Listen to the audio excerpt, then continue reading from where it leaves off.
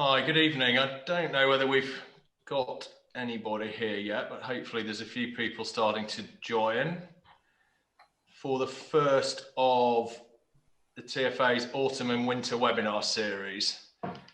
I'm hoping and expecting, and was told earlier by one of our speakers, Mark Suthern, who's the head of agriculture at Barclays, that we've got some very positive vibes to be picking up. So that's a really good thing, because I think we all need a bit of positivity at the moment.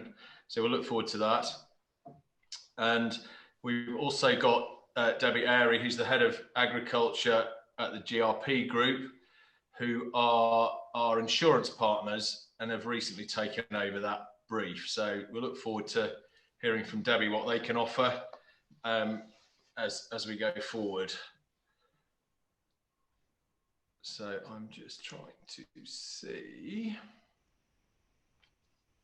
Here we go. Yes, we have got. I can see now we have got some participants. That's good. For those of you that aren't familiar with Zoom and webinars in particular, we would encourage you to, or we would want you to, use the Q&A box at the bottom, sort of central bottom of your screens, to ask questions, to pose questions to either Debbie or Mark. We're also joined by our Chief Executive, George Dunn, who many of you will know. And so any questions for George as well, although we really want them for Mark and Debbie. And please use the Q&A. Hopefully you can see that at the bottom of your screen. And I will do my very best to filter those questions as they come through. I can't guarantee if we have a wad of questions that I'll be able to answer, use all of them, but we'll do our best. So we've got a couple of minutes, so we've got quite a lot of people joining, which is great. Obviously this is the new normal for everybody, so we would be at the moment, end of October, November, and through into the new year, we'd be expecting to be traveling around the country and around the regions, presenting directly to you in person, but obviously, as we know, COVID has put a bit of a stop to all of that. So this is, as many of you will be familiar with now, the new normal, and can obviously work extremely well, and hopefully everybody's reasonably familiar with how they work and what we can do. I should perhaps introduce myself for those of you who don't know who I am. I'm Mark Coolman. I'm the National Chairman of the TFA. Ordinarily, I hopefully would have met quite a lot of you over the last 6 or 9 months, but my tenure as chairman coincided within a matter of days of lockdown. I don't know whether that was connected, but so I haven't been able to get out and about, but hopefully some of you will know me. If you don't, we farm up on the Lincolnshire-Yorkshire border at the end of the Humber Estuary. We're tenants of St John's College in Cambridge, arable and pigs, and we're on an AHA tenancy. So that's who I am. So I think we're expecting about 50 or 60 people. So we'll give it a minute. I apologise already for my timekeeping. It's not something I'm particularly well known for, but I will endeavour to keep both our presenters and myself to time. So we're expecting this to run for about an hour. I'll give it just a couple more minutes, although it is now 7 o'clock. Okie dokie. Right, I think I'm going to get cracking. Just, I suppose the first thing to say is a big welcome, and I'm really pleased that everybody, or so many of you, have managed to join. As I just said just now, this is the new normal. It's a little bit different. It's a bit different for all of us that are presenting. So apologies in advance if there's either technical hitches or we don't come across as we might do in real life, but hopefully we'll do our level best. The title of the webinar series, or the start of the series this evening, is Looking Beyond COVID and Brexit for the Tenanted Sector. And as I mentioned just now, I think it's important that we keep a sense of realism and optimism about where we're going. I think it's difficult at the moment. Things are changing. It's difficult to get out and about. Brexit, well, who knows?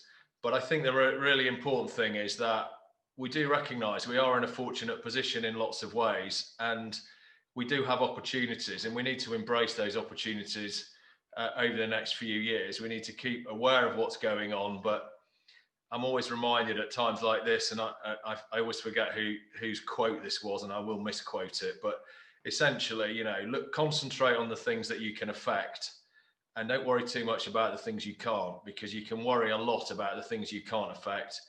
COVID is one of them. Brexit is another one. So we'll look forward to hearing some positive news over the course of the next hour. So we're joined this evening, and first up will be Debbie Airey, who's the Head of Agriculture for the GRP Group.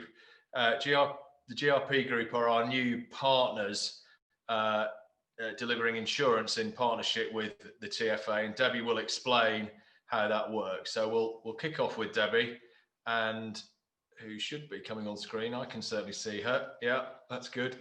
And so if Debbie wants to come off mute, I will go on mute, and we will listen to Debbie.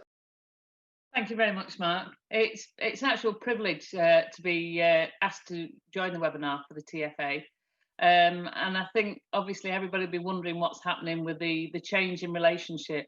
So I think it's my job to explain as it is what's happened.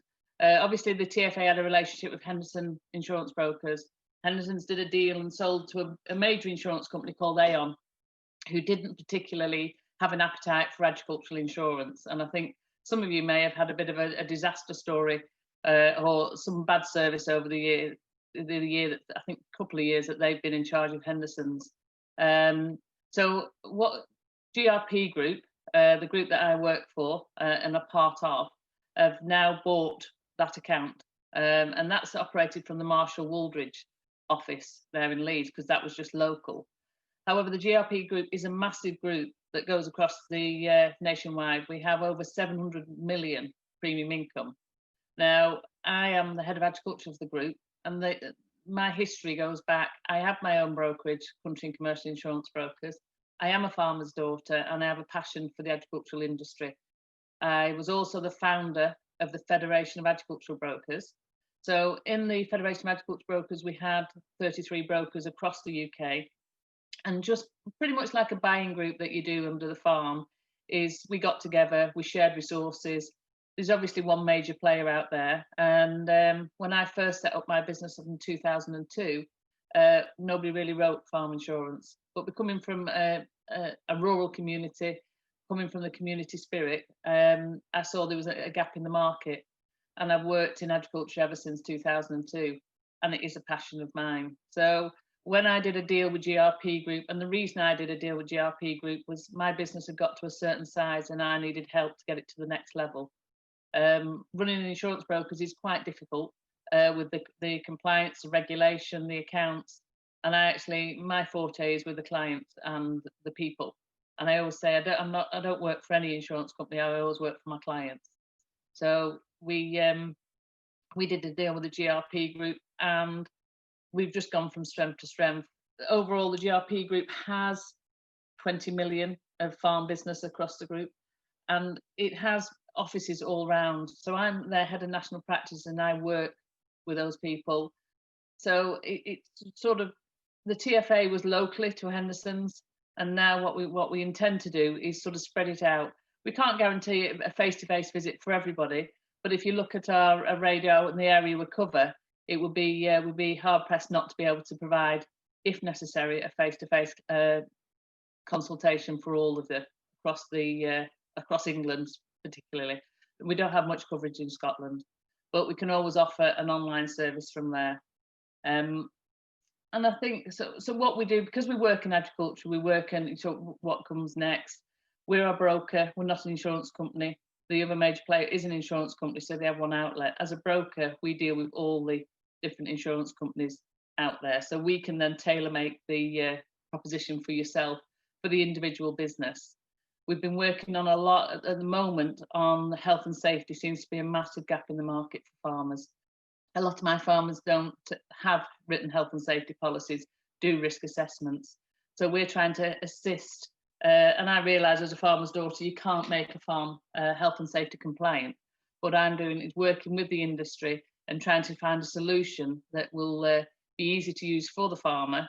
But unfortunately, I can't do it for you, or nobody can do it for you. It is going to be something you have to adapt yourself. But we're here with solutions for that, and to try and keep you compliant. So back to you, Mark, I think. Thanks, Debbie. That's really useful, and I think 2 or 3 things that really stand out for me about what you've said there is the long history of an agricultural background. I think as farmers, we're always keen to point out that we're very unique in what we do, and we work in a unique industry. I agree with that, Mark. Very unique. In a good way. And but I think having that agricultural knowledge is really important from from lots of points of view, from an insurance point of view, and also I think your regional coverage is important, so that we know we're dealing with people that understand where we farm and what the local issues may or may not be, because it does vary across from region to region. It does, and as I say, the quality of the agents vary with any. You need a specialist, especially in agriculture. You can't just use an online system for insurance, especially in the farming or the agricultural sector. Yeah, no, absolutely.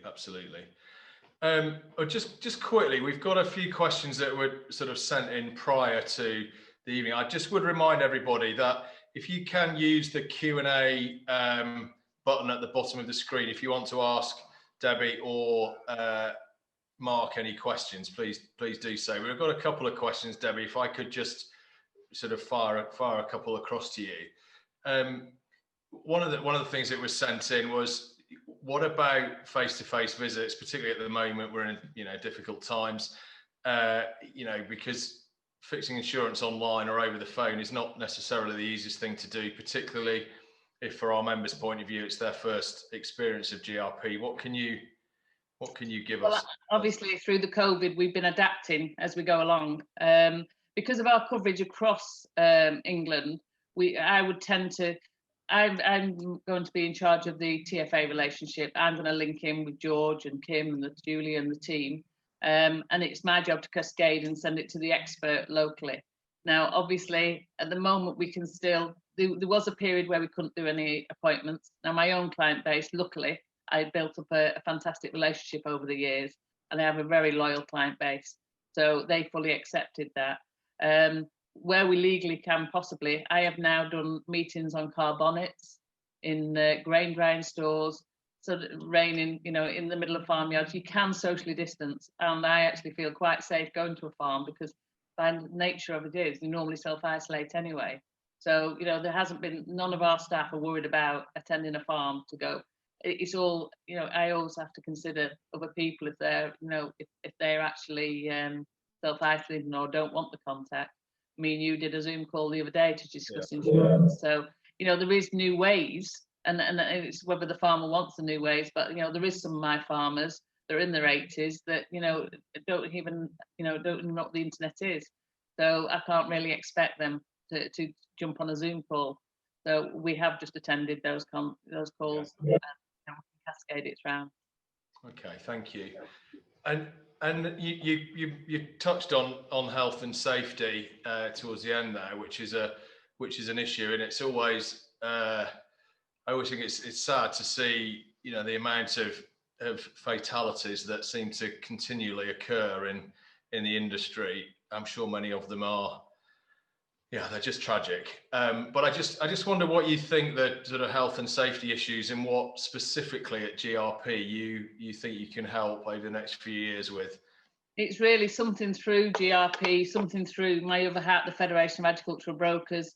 We have discussed, obviously, there's some horrific claims that come through, so we see firsthand the effect that has on the farmer. And it can be said a lot of the time, a farmer will say to me, I attend the local talk, once a year, they leave me alone, that's fine.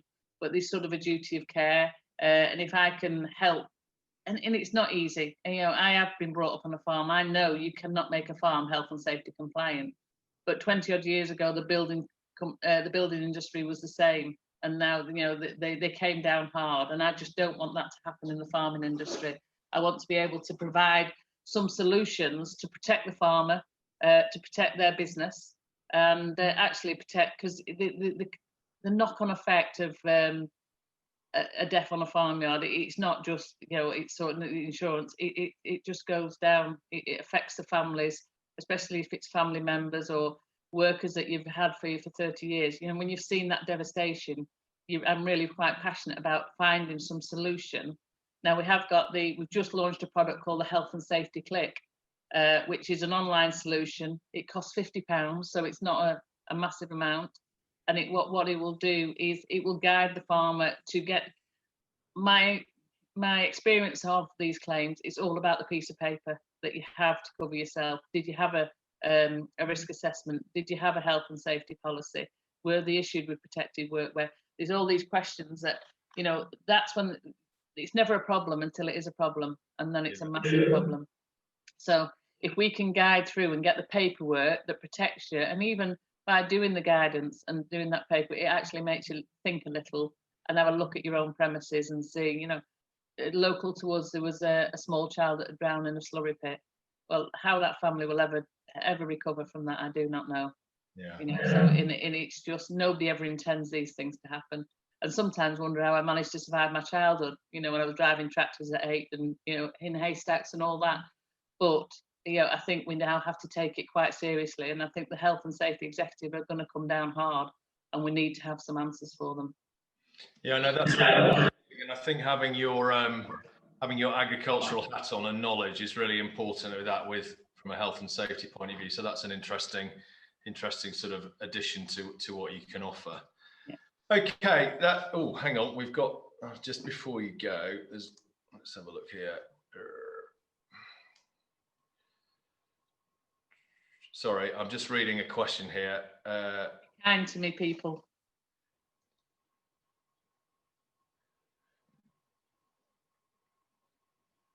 So Nicola has asked, she says, as you mentioned, there are big players in the agricultural insurance market. Many farmers feel that the service they have had in the event of a claim makes it worth staying with their current insurer. Because they are their insurer, farmers know that they are dealing with this company in the event of a claim. I think we may know who we're talking about here. As you said, GRP are not the insurer. Who would we as a customer deal with in the event of a claim, and what reassurance can you offer potential customers that will get looked after in the event of a claim? Well, as a brokerage, and we're all running our own local brokerages in the area, and all the GRP people that that they are staff and they're running the brokerage. I always say I'm only good as my last claim. I work and live in a community, and if I actually don't sort a claim out properly, then, you know, it cascades. That bad news travels very, very fast. In our area, we had a brand new tractor that was stolen, and within 3 weeks, I had that claim paid, because I know it was very unusual to have a tractor. It's actually not a common claim, that. So it is very important. And I always think we're the buffer. The other people are working for an insurance company. They work for that company. I don't work for the insurance company. I work for the brokerage, and I actually work for the client. So it's my job, as I see it, to actually work for the client and be that go-between and actually guide them through a claim. So if on major claims, you know, we're on hand and we hold the hand all the way through. Okay, thank you. I hope that answers your question, Nicola. And I guess the answer is maybe try out GRP and then you'll see. Maybe is that the answer, Debbie? That's the answer. And then you've always got my number now. I'll have to back up. I'll have to be as good as my word. Brilliant. Well, thanks very much, Debbie. That's been a really useful kind of insight into GRP, and we certainly hope at the TFA that it will be a good and fruitful partnership over the coming years. It is a start of a relationship, which I'm looking forward to. And, you know, as we get out of this COVID world and get to meet some of the farmers and have a chat direct, I think we can develop that relationship really well. Thank you. Okay, thanks, Debbie. We'll just move on. We'll come back. I think you're staying with us, Debbie, aren't you, till the end? Yes. So please feel free, if you've got further questions for Debbie, pop them in the Q&A box and we'll come back to them. I'm conscious that Julie is very tight on my timekeeping here, so I'm already over time. So we're going to move on to Mark Suthern, who's the head of agriculture at Barclays Bank. Mark's been a big supporter of the TFA, and Barclays we're very grateful for them for sponsoring these events over the winter. And it's really good to have Mark here. I've been reminded by Julia, and I should have said this right at the start, that the webinar is being recorded and will be available on the TFA website and on YouTube, I think. So I know that it will be available on YouTube. Don't ask me how I would access that, but it's on the website, so that would be much easier. So anyway, I'm pleased to introduce Mark. As I say, Mark's a great supporter, as are the bank, and he's promised me that he's going to be very optimistic about the outlook. So having watched it rain all day and filling up with water within the potato rows, I'm looking forward to this optimism. So over to you, Mark. No, I do remain very optimistic about agriculture. I also remain optimistic that this horrible wet weather in Lincolnshire will stop raining soon. So firstly, welcome to my home. It's really nice to have 60 or 70 members of the TFA here in my little study in Lincolnshire. For those of you that are interested, that's a signed England-Sri Lanka shirt. I've got a Middlesbrough shirt signed behind me and a British Lions shirt. So if you're wondering what's happening behind me as I wriggle around in the chair, that's what's happening. Couple of things I just want to say before I sort of go into a more sort of detailed little chat, really, which is I think the most important thing to say is that I do hope all of your friends, family, and colleagues are safe and sound during this really strange pandemic period. Whether you're in tier 1, tier 2, tier 3, I hope that you are all coping with various forms of isolation. It's a very unusual time, but I do hope you're all safe and sound. Secondly, Mark, your national chairman, mentioned at the very beginning to focus on what you can influence rather than the things that concern you. And the quote that Mark was looking for, Mark, is from Mr. Covey, Stephen Covey, Circles of Influence and Circles of Concern. So one of the advantages of being at home is you can grab your props. So it was really just to remind ourselves, just focus on what we can influence. And when we're thinking about our own businesses, let's not worry about some of the things that we cannot shape or we cannot make an impact on. But what we can do is focus on the minutiae of our own little businesses, our own businesses, my businesses, and really make a change there. And that's what I would encourage you to think about, because before I go into some more detail about a few other bits that are on my mind, what are the advantages for UK agriculture? Well, we do have yield and quality advantages. We've got to accept we have yield and quality advantages. We have assurance and uniqueness as an advantage. We have as well intellectual tradition. We mustn't forget the background that we come from. So yield and quality advantages, assurance and uniqueness, intellectual tradition, and that's sort of one that I actually will sort of put out there, and some may challenge, and is that I think we have a climatic advantage as well. I know it's pouring down here in Lincolnshire, and Mark and I are not that far away, but we know it's pouring down in Lincolnshire. But we have climatic advantage. We do not have the severe droughts of North Africa and the southern parts of Europe, nor do we have the severe storms and bad weather. So we have that climatic advantage that we can start thinking about how we diversify and use to our advantage. We have clients now in different parts of the country that are growing apricots. Well, who would have ever thought? So real opportunity there. And I think there's 3 areas that we should continue to focus our efforts on.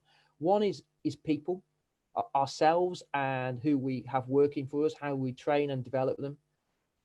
The soil and water management, and how we really maximize the soil and water on the land that we're farming. And I'll talk a little bit more about it, about technology and the sheer importance of technology. So to Mark's point, I really do believe that UK farmers can not only survive, but most definitely thrive over the years to come. And farming has a vital part to play today in providing the food we eat, contributing to that vibrant rural economy, and also maintaining and sustaining the British countryside. And I am conscious of the challenges. One of my other roles, and I'm very proud to do, is chair of Farming Community Network. I'm hoping that our CEO might have even dialed in, Jude McCann. So we have a real part in farming to really make a difference to the rural economy. But at the same time, as a banker, I'm acutely aware that farmers across the country are having to adjust to and adopt to those external conditions of population, environment, energy, urbanisation, diet, health, climate change, water, and labour. And that's all against this background of the uncertainties from Brexit and the COVID-19 pandemic. So all of that's happening. But we had the green revolution of the sort of the later half of the 20th century. That was underpinned by genetics, pesticides, fertilizers. And I do believe we're in the midst of a new agricultural revolution using data, robots, and biotech. And I think for people on this call, it's an opportunity to start thinking about, how do I use the data? How do I get involved in that? And so, the farmer of today really does have to be a sort of a many-hatted character: engineer, business, soil scientist, vet, environmentalist, digital engineer, lot of skills. And so I think in the face of those challenges, one of the things that I would continue to look at is, how as a business do we continue to diversify? And I've got another little prop here, Mark, so I don't know if anybody can see it. It's a book, A Farmer's Year, Ryder Haggard. So this book, sadly the copy I've got isn't. Ryder Haggard, author of things like She, King Solomon's Mines, one or two other bits and pieces. This book was written in 1898. He's a farmer in Ditchingham in East Anglia. Challenges in 1898: urban-rural challenge, labour and the lack of it, and trade agreements. And since then, we've had wars, we've had world problems, and rather ironically, what are the challenges we face today? Urban-rural challenge, labour, and trade agreements, particularly with the states, which is what Ryder Haggard talked about in 1898. And so, absolutely confident that we are able to support that. So, just going to check, Mark. I just got a flashed message on my screen saying that that you couldn't hear me properly. Can you hear me okay, Mark? I can, yeah. There was a little bit of buffering, but I think it was fairly clear, so I think we're okay. Okay, then. So I'll now move on to a couple of things I want to talk about, which is COVID, how we reacted, some industry impacts, and then some things on my mind. So, just for Barclays, we had to move 70,000 people from working in offices and branches to home-based working. So and that included a real huge number of the agricultural team. So a real change, and Debbie touched upon that as well. I thought collectively that it would be useful just to share, the COVID-19 support. So we've done over 295,000 bounce back loans, and that's £9.19 billion. We've done 9,704 COVID business interruption loans, and that's for 2.28 billion. And the reason I mention that is those numbers are vast, and I'll talk a little bit about that. But agriculture, 16 billion of the CBIL loans are agriculture, and only 169 million. And yet we've drawn down debt of over 774 million in that first 3 quarters.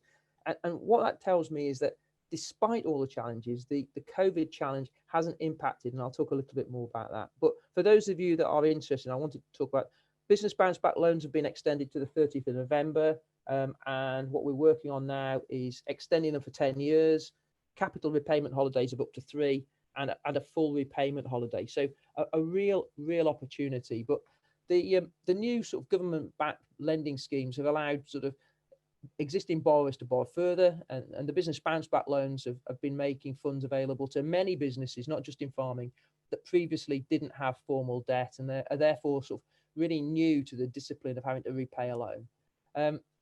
And the deliberate closing of large parts of the UK economy has, as an attempt to limit the impact of COVID-19, has really precipitated a marked fall in output and SME activity. So we know that GDP is expected to fall by about 10%, and obviously the timing and magnitude of any upturns remain highly uncertain. So data says that the output in the UK fell by 10% in the 3 months to April, and yet the most economic data suggests that the lockdown, although gradually easing, that tentative recovery is underway. But obviously we're now seeing these new restrictions. And the reason I'm talking to you about sort of the general economy is actually the impact on agriculture hasn't been as significant. And that's why, whilst it feels really unusual, we've seen, the trends in agriculture are not as challenging as if you're in hotel and leisure, or retail and wholesale. So we know that retail sales data suggests that there's sort of unprecedented level of economic stress is being faced by many businesses, but that nevertheless sales are down about 13%. So what does that mean for agriculture? Well, if you look at the dairy sector, so those of you on the call with mainly food service processors saw those milk prices drop dramatically, but they only affected about 9 or 10%, not 14% of the individual producers based on some AHDB analysis, and that reduced milk price by 2p per litre. So total annual production of about 12 billion. So yes, there was an initial impact, but we've seen the spot price dropped a bit lower in April, but by May it's pushing back, and the markets have strengthened a bit.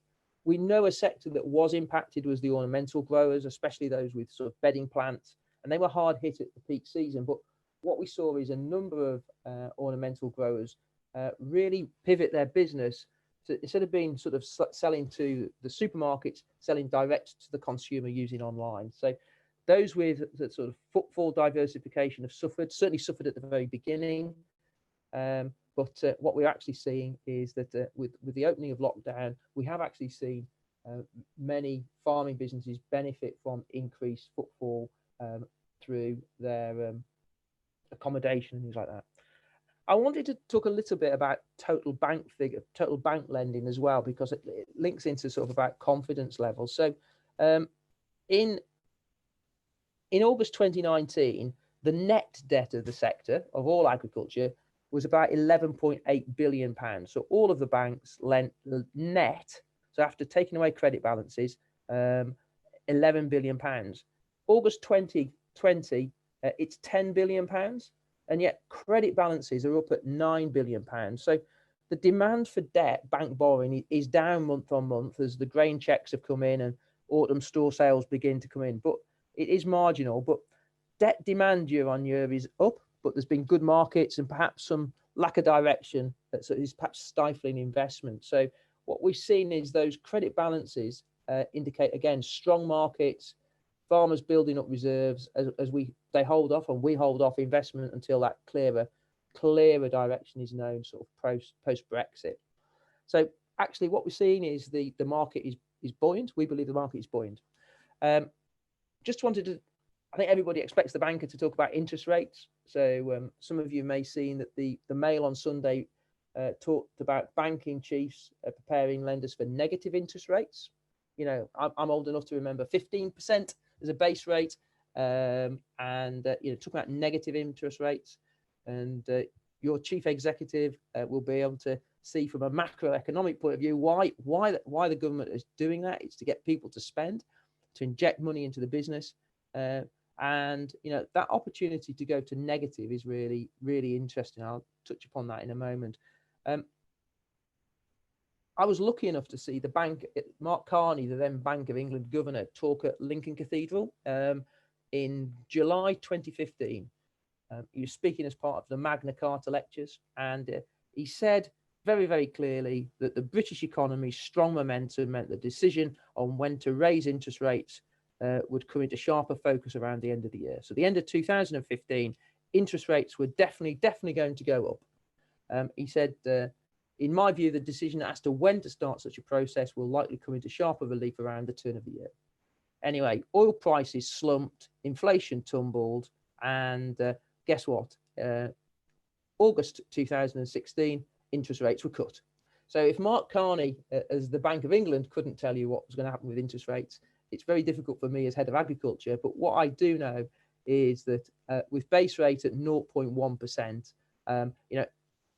borrowed money is very good value at the moment. And for those of you that have ever chosen to sort of fix rates, to give you an idea of where the market is going, and you're thinking about investing in your businesses, at the moment, and these are just sort of indicative figures, a 10-year fixed rate is 0.32% plus a margin.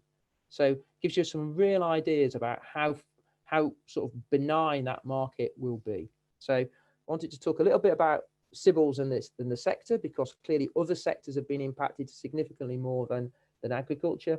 Wanted to talk a little bit about interest rates, and then I wanted to talk about some things that are on my mind. So 2020 sort of feels a little bit to me like the year that never was. I've had to cancel many things, whether that's events that we were going to be at or some time with the family or whatever it was. So it feels a bit like the year that never was.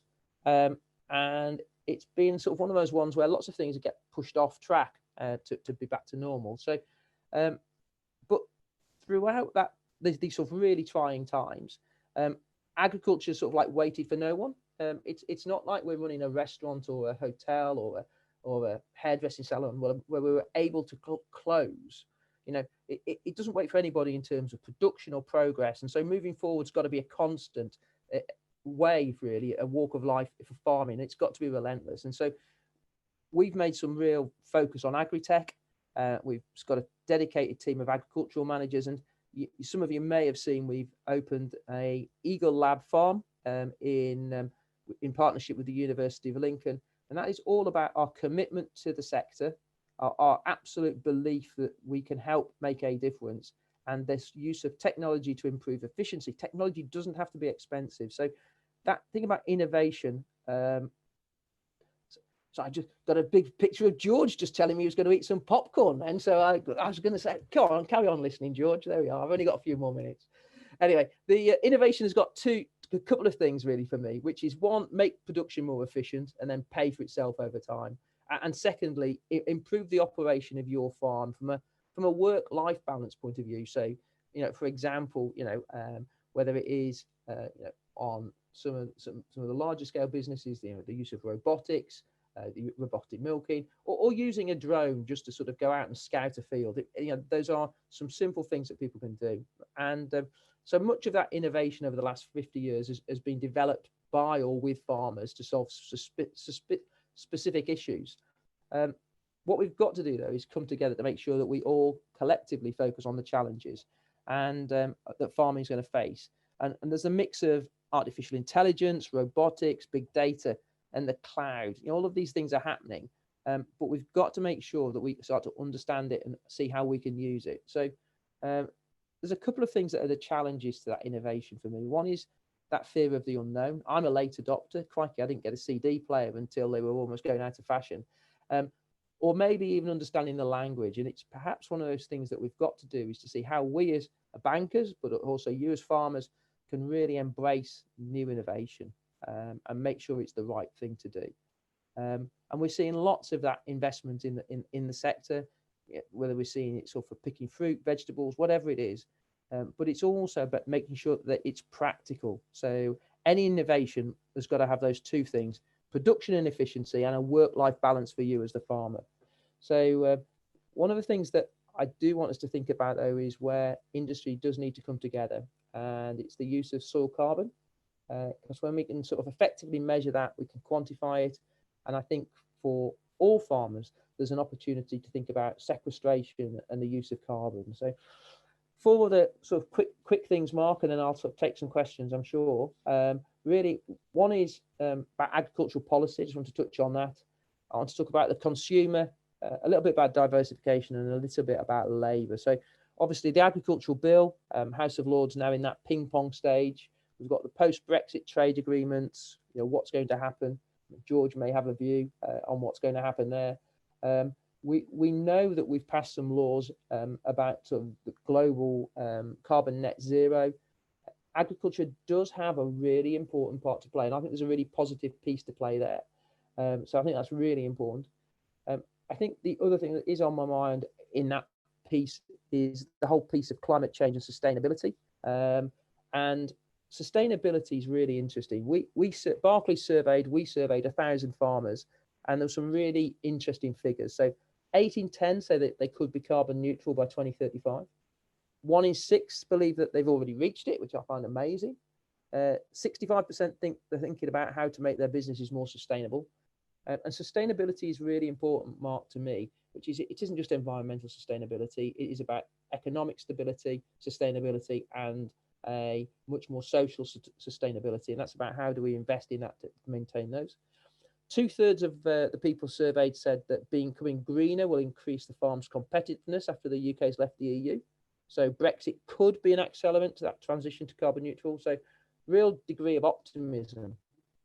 That optimism is sort of measured by our consumers. So consumers are starting to tell us some really interesting things. So buying habits of the millennials, they want food that demonstrates sustainability. They want to really understand where it's come from. We've done some research, other research available, which really talks about the opportunity for people to being prepared to pay more, which I think is really, really important. So, Mark, I'm really conscious that I've talked for quite some time. I've got one more bit that I want to talk about, then we'll talk about talk a little bit more about some questions. But the research suggests that an average consumer will pay £192 a year on top of their shopping basket. So there's a lot of money out there for agriculture in the UK. So I talked about that. Diversification, I think, is really interesting. I saw a lovely quote about diversification for the tenant sector on something I was looking at. It's about the opportunity to diversify, be profitable and straightforward, providing the tenant and the landlord agrees the scope of the diversification up front and follows the process. It really can help the viability of farms and livelihood. And I think what's starting to come in as well, we know that the Generation Z, the people that are coming in behind us, really want to help shape that sort of new way of doing it. So that new labour, how do we get those new people in, is absolutely key. So I remain really optimistic. I think that the sector is all about efficiency. And one of the things about the tenanted sector that I think is so important is that as a bank, we don't differentiate between tenanted, landowner, mix. We don't differentiate that. What it is about supporting the sector, making sure people are efficient, managing their businesses, focused on productivity, which ultimately will focus on profitability. So yeah, I think there's a lot of things going for UK agriculture at the moment, Mark. Thanks, Mark. That's great, and it's I think it's always good to hear a bit of optimism, and there is a lot of uncertainty and volatility around at the moment, and but I think we do need to look at our own businesses and see where the opportunities are, and it's great to hear. It's great to hear you think there are some, and you made some really good points there. I'm going to make an executive decision solely on my own, which obviously you can't really do when we're in a group. So I've just found another benefit of Zoom is that you can just do what you want really when you're chairing these. So I'm actually going to skip the popcorn break, which George, our CEO, might be a little bit disappointed about because that's a very good video, and maybe we'll put that on at the end for those who want to catch it. I don't know whether we can do that technically, but we might do. So I'm going to just head straight over to George, just ahead of some questions, and we've got some good questions to fire at you, Mark. So, but George was just going to make a few points and respond to your comments. So, over to you, George, if that's okay. Thank you, Mark. Mark Coleman, that is, and thank you also, Mark Suthern, for your very helpful remarks and your positivity tonight, which is always welcome. There was just sort of 5 areas that I thought I would just highlight whilst we get others on the webinar to consider their questions. You talked a lot about the natural advantages of UK agriculture, but to what extent do you think the government is undermining those natural advantages by not agreeing to ensure that standards in trade are maintained to the levels that we want to see them in this country? So what message would you have to MPs as they come to look at the agriculture bill next week with the insistence of the House of Lords in terms of those clauses to protect standards in trade? You rightly highlighted the changing face of the consumer and the desire that they have for a different type of experience with food. As you know, within the Ag Bill, there are some provisions about improving the supply chain. How do we convince retailers to pay fairer prices to farmers for the products that they're producing? And how can farmers really take advantage of the changes that we're talking about there? And on the natural capital front, I'm sure you, like me, Mark, will be disappointed with landlords who are attempting to snaffle all of the benefits of natural capital and diversification for themselves. So, even today we were dealing with a major landlord who needed to give consent to a tenant who had a really good opportunity for a TV production to come onto the holding and reward them for doing that. And because the landlord had the rights to the filming, they were trying to exact too high a price from the filming company, and the filming company's gone off somewhere else. So both the landlord and the tenant have lost out. So again, what message do you have to the landlord community about ensuring that we can be taking advantage of these opportunities? And finally, you mentioned a lot about the money that Barclays is rightly lending to the sector. Obviously, some of our members lack security when they come for borrowing decisions in normal times. We are asking government to think about loan guarantees so that the banks can feel more confident about lending to those without security. Do you think that would be an advantage to our sector and our relationship with the bank? So, Mark, thank you again for taking part. Sorry if I bowled you a few Googlies there to think about. And so just a few questions for you to think about. No, and George, I wouldn't have expected anything less than a few Googlies from you. And I think for all the TFA members, you have a chief executive officer who really does stand up for your sector and for you as members, because he never shies away from putting in a few little kidney punches when he gets the chance. So I'll answer them in different orders that you ask, but I've always been now that we have gone through Brexit and we don't have this sort of duplication of state aid, I've been a real advocate, and I've spoken to DEFRA on a number of occasions where I thought the scheme of the small firms loan guarantee or the enterprise loan guarantee was absolutely right for the tenanted sector. It was a really good solution. So I really believe that is something that once we get through COVID and the British Business Bank can sort of realign itself, I think there is a real opportunity for that to be a tool in the banker's armoury. Business bounce back loans were obviously a very unusual. Obviously, we've had to lend our own capital, but the government has supported with guarantees in the background. But it's the bank's capital that's gone out there. But for the tenanted sector, for any businesses out there, for those that can see a clear route to servicing that debt, you can apply. It isn't a credit risk decision for the bank. So, big fan of that. You talked about the natural capital and the efficiencies and the relationship between landlord and tenant. All I can ask for is, as banker to the wider sector, is that people cooperate and collaborate. I genuinely believe whichever side or whichever, and lots of us are muddled in the middle, is that if we do not cooperate and collaborate, we will only make it worse for ourselves. And so, the message, whether I was talking to the TFA, the CLA, the NFU, is about collaboration and cooperation. And I think it's, if you take it away from farming for a second, when we have that tension between tenant and landlord, it can only be damaging, because, as you said, both. But that was what was it? A lose-lose situation, wasn't it? There, neither benefited. So, cooperation and collaboration, fairness in the supply chain. I think that's a really interesting one, and I can't really speak for the supermarkets, but I can speak as a consumer.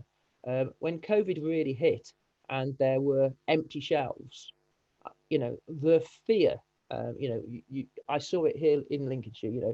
If I saw another one of those little refrigerated vans delivering the produce to somebody's house, or people desperately seeking sort of farmers, cut shops to provide the things. What it did do, though, is that for many of our clients, what we saw is that the supermarket started looking at the spec, and it started saying that actually we will move around our spec requirements, and I think that the nervousness from the supermarkets and the buyers of empty shelves will be a very powerful driver for the supply chain fairness, and that's what I would hope and expect.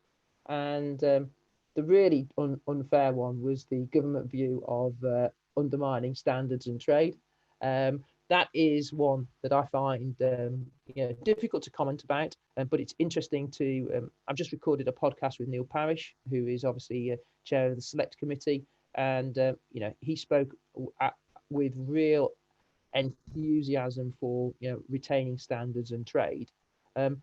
What we've got to hope is that the millennials, which will be 50% of the working population, I think this year, and Gen Z, which are the ones coming up behind, have a very different view to me and Mark and George and Debbie about where things come from. They are much more concerned. If you haven't got children, talk to your nephews and nieces and ask them about what they're thinking as a consumer. So I think the consumer will drive a lot of the focus on standards as trade, rather than just government interaction. So some answers off there, honest answers, George. Thank you, Mark. You did extremely well. Thank you very much indeed. Thanks, Mark. I just pick up on a couple of these. We've got some questions firing through now. So I'm going to try and read them all out. I'm going to try and surmise some of them and fire them at you in different bunches. So just slightly picking up on your last point there about the supply chain and the focus on food standards. We've got a couple of questions that are sort of slightly related to this that maybe I'll group together and see if you can answer them together. Edward Hammond asks, do you think that we're actually focusing too much on food production and pushing food standards, when in fact we have a much greater potential to use natural capital in order to get a return? And in sort of slightly along those lines, or certainly to do with food standards, Michael Summers asks or comments that Victoria Prentice said in the House of Commons last week that consumers are entirely capable of making their own decisions, and so we don't need that. We don't need the comfort of anything in legislation around agricultural trade, because consumers will make their own decisions. So I wonder if you agree with either of those, or whether you could comment on that. I think consumers will, where when they can afford to, will make their own decisions. We mustn't forget in the UK that we have food poverty, and that's where price becomes the real determinant. So I think the consumer will make choice where they can afford to. The thing about natural capital as a source of another income stream, I do think that there are opportunities, but it's quite a new market. And just by chance today, the Institute of Agricultural Management, of which must declare I'm a council member and a trustee there, we had a webinar by Charles Coward talking about natural capital. And if I can, I don't know, George, if you saw it, but if I can, I'll get the paper sent to you, to share with members of the TFA, because what he was saying is that actually, really, until we start recording it and managing it, it's difficult to know what natural capital really means. And what he was talking about was ecosystems and things like that. So I do think there will be an opportunity to make money on natural capital. I do think there is an opportunity for us to start to think about not just carbon, but how do we create that environment for people to enjoy? And I think there will be money made available for that. So an interesting paper. And George, if you haven't seen it, I'll make sure you get a copy of it. So I'll send that through to you. Thanks, Mark. And I guess on a sort of slightly similar line, Matt Horn comments firstly that he's trying very hard to promote sustainable farming techniques in what they do in their business, but do we think we're not very good at promoting British farming to the British public? I've got no idea how old Matt is, but this is a dilemma that I think I can remember going back for certainly 30 years of British agriculture not being very good at promoting itself.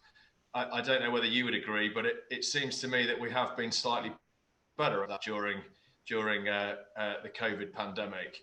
It's a shame that it's taken a global pandemic to promote British agriculture, but we do seem to be slightly better at that. I don't know if you'd agree with that, but there certainly seems to be more to be done. I don't know whether you think you're seeing that coming through, or the retailers supporting that in any way. As I say, George, I'll answer that one. I don't know whether this will work, but I'm going to use technology to try and give an example. This is quite brave because anything could pop up on my phone. But on Twitter today, a tweet. I'm not a big user of that, but AHDB retweeted Co-op Farming and Food. We're supporting the AHDB pulled pork campaign. You can either make it or check out the products, and sort of there it is. I don't know if you can see that on my phone. I don't know if that's working but I think there has been an increased focus from some of the supermarkets. Obviously, I would say other supermarkets are available. So I think AHDB and others are really trying to make an effort. You only need to go around the German discounters to see how they are branding things with the Union Jack wherever possible as well. It's if you go there as well. So that's not fake farms. That is the actual branding of the thing. So. I think there is an attempt. I think it's difficult for some farmers and tenant farmers, and for us as well, is that many of us are price takers, not price makers, and I think that is one of the challenges. Yeah, no, I agree with that. I think we all need to be out there promoting what British farming can do. Just moving on slightly, you were commenting on carbon issues and becoming carbon neutral. James Gray asks that, or suggests that cheap food is derived from cheap energy. So how do you think going carbon neutral keeps energy cheap? I think part of it, that's a really good question. So from James, so that was a really interesting question. I think one of the things is to start to think about how we effectively manufacture our own energy.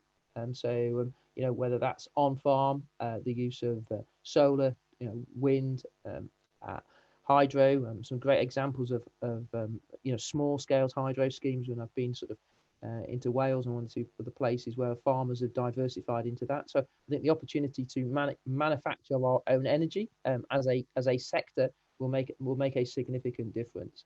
And I think the whole piece about then starting to think about, well, what is it that we are doing on farm that is creating and generating our own carbon outputs. And so what kit have we got, how do we do that? So I was just distracted there, Mark, because it's a good job I showed you my phone just as I did, because somebody's just sent me one of those WhatsApp jokes now, so that would have been quite embarrassing. So it's and just for those footballers, it also at the moment there seems to be a theme about Spurs. I'm not a big football fan, but there seems to be a lot of jokes about Spurs at the moment. So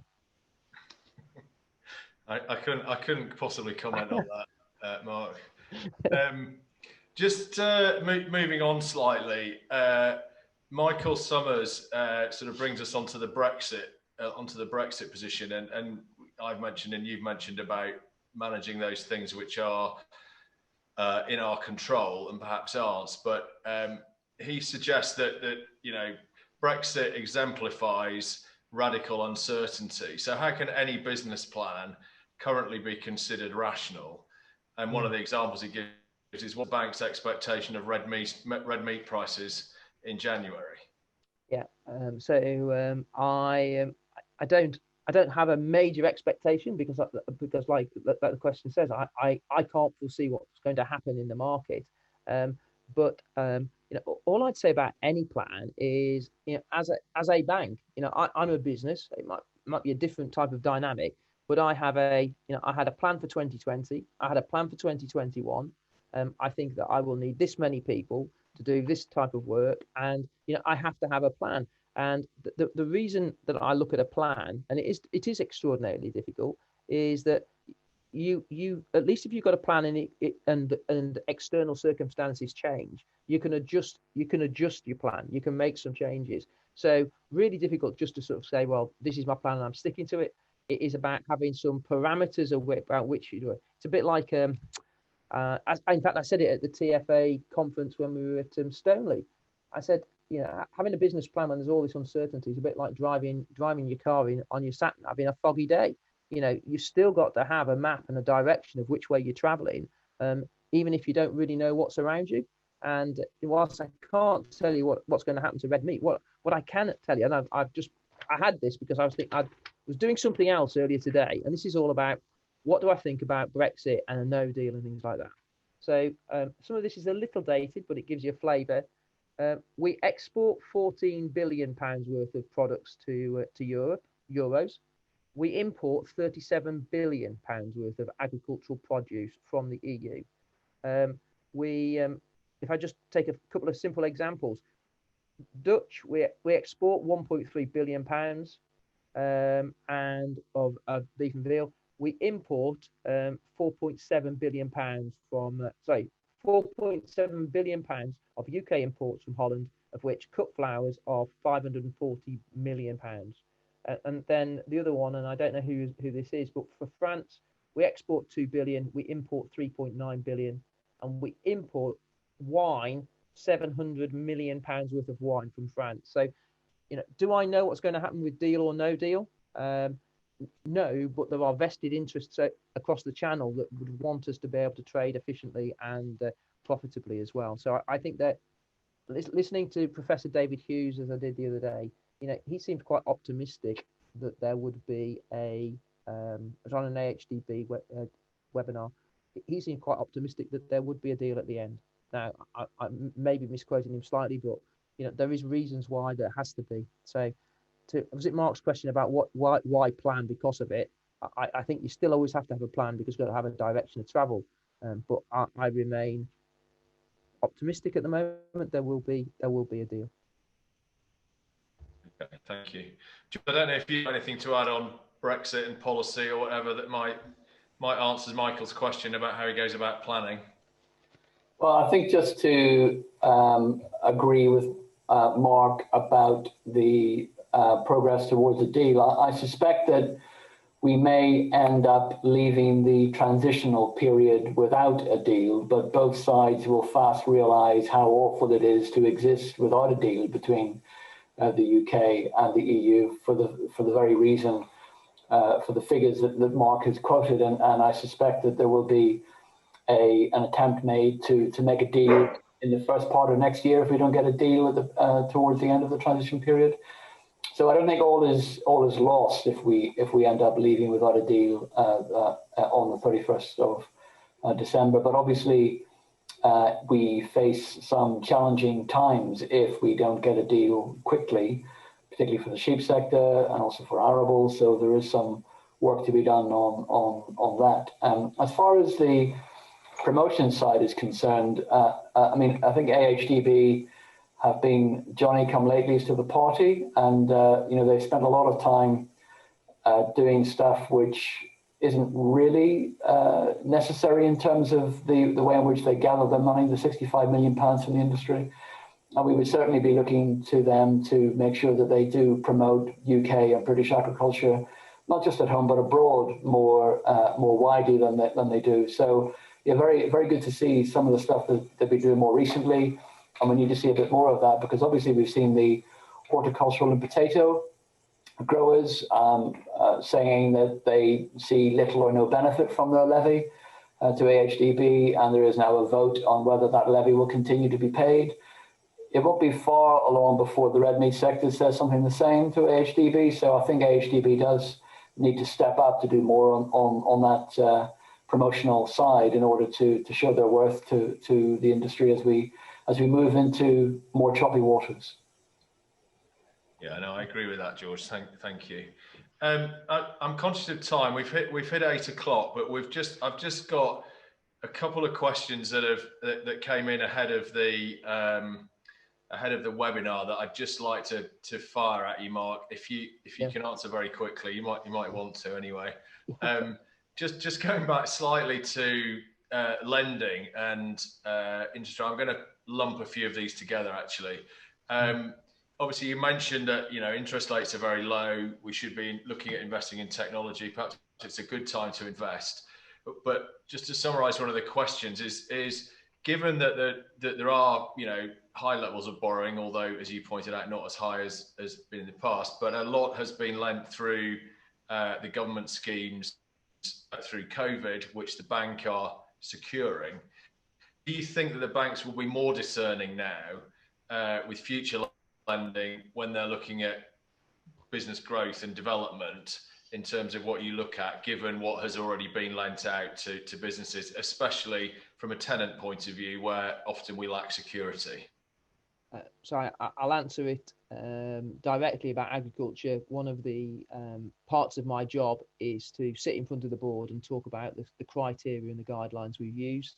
And we have not made any attempt, and I don't plan to make any attempt to change the criteria and the guidelines that we would use to lend money to agriculture or the tenanted sector in particular. So I don't see any sort of belt tightening. And this is one way. It isn't an advert about me. I'm very fortunate that I sit on DEFRA meetings where all banks will come together. The banks, whether they're blue, green, red, or whatever other colours they are, see agriculture as a very important sector to support going forward. And so I think it's really important to give all your members confidence that the banks will believe that agriculture has a long-term future. So no changes there. Okay, thank you, Mark.